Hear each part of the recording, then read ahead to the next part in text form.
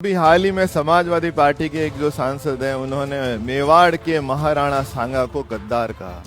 देखकर दुख भी होता है और क्रोध भी आता है। और उनसे कोई पूछे कि आपका स्रोत क्या है, पूरे इतिहास की सारी किताबें उठा करके देख लें तो एक ही किताब ऐसी है जो इस तरह की बात करती है। आपको पता है वो किसी किताब है?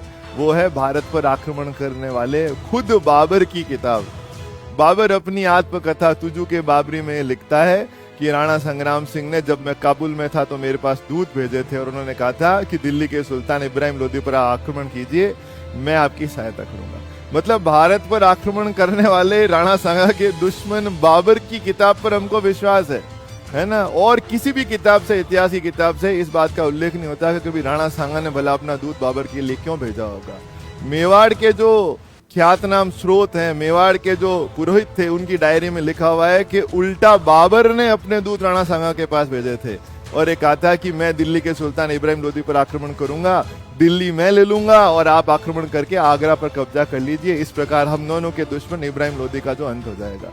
पर हमारे सांसद महोदय जो हैं वो बाबर की किताब पर विश्वास करते हैं। अरे सांसद महोदय, पहले थोड़ा सा इतिहास भी तो पढ़ लीजिए, पढ़ के देखिए। 1517 में दिल्ली के सुल्तान इब्राहिम लोदी को राणा सांगा ने स्वयं ने बुरी तरह से युद्ध में पराजित किया है। बूंदी रियासत में और वर्तमान के कोटा जिले में स्थित वो जगह है खातौली, जब 1517 में दिल्ली का सुल्तान इब्राहिम लोदी राणा सांगा के हाथों बुरी तरह पराजित हुआ और शर्म के मारे युद्ध भूमि छोड़कर के भाग गया था।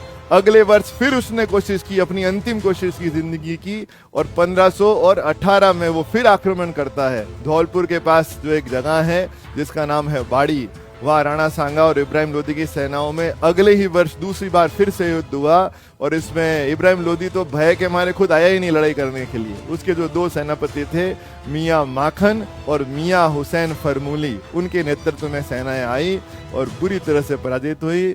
इस प्रकार इब्राहिम लोदी को राणा संग्राम सिंह ने स्वयं ने 2 युद्धों में बुरी तरह से पराजित किया। ठीक है, बाबर अपनी किताब में लिखता है कि हिंदुस्तान में 5 मुस्लिम बादशाह और 2 काफिर बादशाह हैं, और वो खुद लिखता है कि पूरे उत्तर भारत का सबसे शक्तिशाली हिंदू और काफिर बादशाह कौन है? राणा संग्राम सिंह। अब आप खुद ही सोचिए, जिन महाराणा सांगा ने अपने दम पर दिल्ली के इब्राहिम लोदी को लगातार 2 बार युद्धों में हरा दिया हो, हिंदुओं ने जिस राणा सांगा से आशा की हो कि दिल्ली पर फिर से हिंदू की सत्ता स्थापित होगी, इसलिए उन्होंने राणा सांगा को हिंदू पति की उपाधि दी हो, वो महाराणा सांगा जिस इब्राहिम लोदी को जब चाहे मसल देते थे, वो महाराणा सांगा भला किसी आक्रमणकारी बाबर को क्यों बुलाएंगे?